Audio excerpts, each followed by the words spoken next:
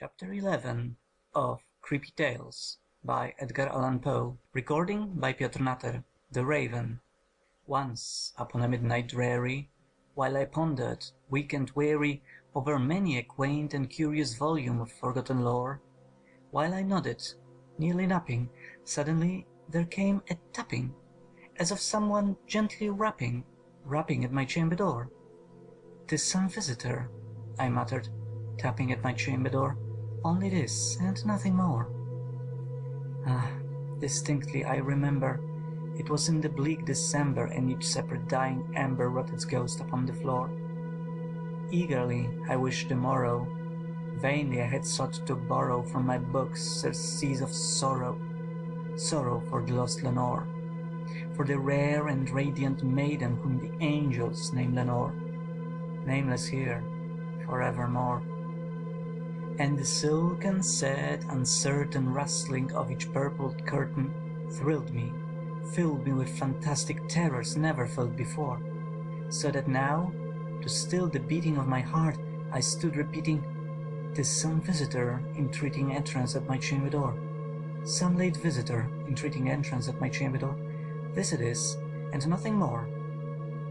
Presently my soul grew stronger. Hesitating then no longer, "Sir," said I, "or madam, truly your forgiveness I implore, but the fact is I was napping, and so gently you came rapping, and so faintly you came tapping at my chamber door, that I scarce was sure I heard you." Here I opened wide the door. Darkness there, and nothing more. Deep into that darkness peering, long I stood there, wondering, fearing, doubting, dreaming dreams no mortal ever dared to dream before. But the silence was unbroken, and the darkness gave no token, and the only word there spoken was the whispered word, "Lenore." This I whispered, and an echo murmured back the word, "Lenore." Merely this, and nothing more. Back into that chamber turning, all my soul within me burning, soon I heard again a tapping, somewhat louder than before. "Surely," said I, "surely that is something in my window lattice. Let me see then what there it is, and this mystery explore. Let my heart be still a moment, and this mystery explore. 'Tis the wind, and nothing more." Open here I flung the shutter, when, with many a flirt and flutter, in there stepped the stately raven of the saintly days of yore. Not the least obeisance made he, not an instant stopped or stayed he, but, with mien of lord or lady, perched above my chamber door, perched upon a bust of Pallas just above my chamber door, perched and sat, and nothing more. Then this ebony bird, beguiling my sad fancy into smiling by the grave and stern decorum of the countenance it wore, "Though thy crest be shorn and shaven, thou," I said, "art sure no craven, ghastly grim and ancient raven wandering from the nightly shore. Tell me what thy lordly name is on the night's Plutonian shore." Quoth the raven, "Nevermore." Much I marvelled this ungainly fowl to hear discourse so plainly, though its answer little meaning, little relevancy bore, for we cannot help agreeing that no living human being ever yet was blessed with seeing bird above his chamber door, bird or beast upon the sculpted bust above his chamber door, with such name as Nevermore. But the raven, sitting lonely on the placid bust, spoke only that one word, as if his soul in that one word he did outpour.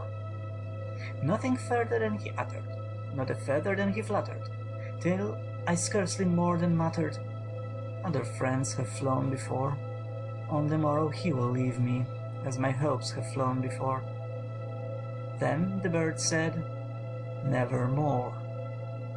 Startled at the stillness broken by reply so aptly spoken, "Doubtless," said I, "what it utters is its only stock and store, caught from some unhappy master whom unmerciful disaster followed fast and followed faster, till his songs one burden bore.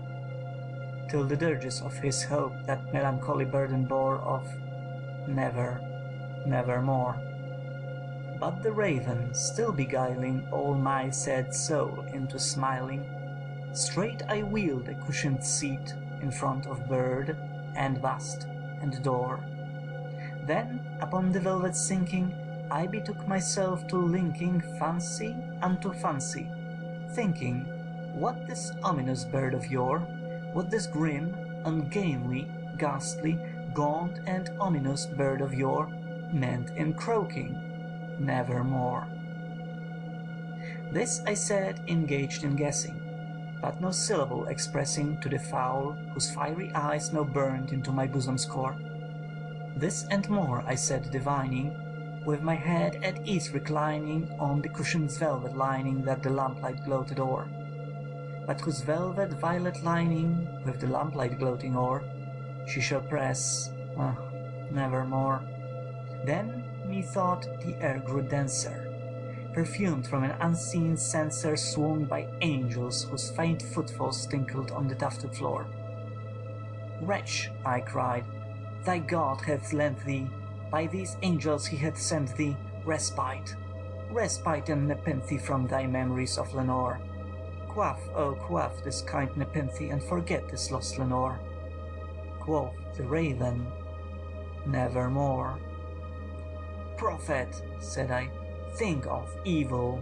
Prophet still, if bird or devil, whether tempest sent or whether tempest tossed thee here ashore, desolate yet all undaunted, on this desert land enchanted, on this home by horror haunted, tell me truly, I implore, is there balm in Gilead?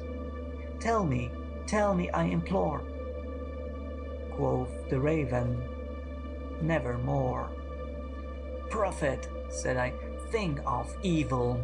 Prophet still, if bird or devil, by that heaven that bends above us, by that God we both adore, tell this soul with sorrow laden, if within the distant Aidenn it shall clasp a sainted maiden whom the angels name Lenore, clasp a rare and radiant maiden whom the angels name Lenore. Quoth the raven, nevermore.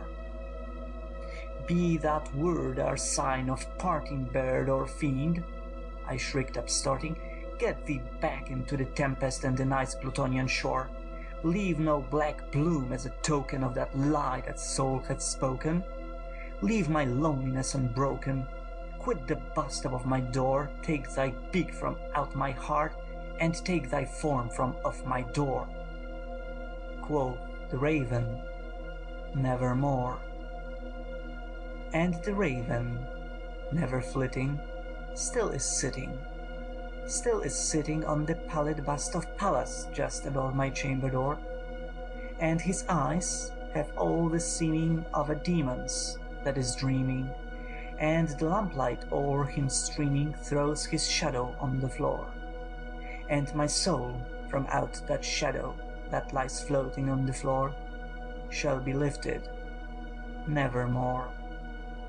End of The Raven.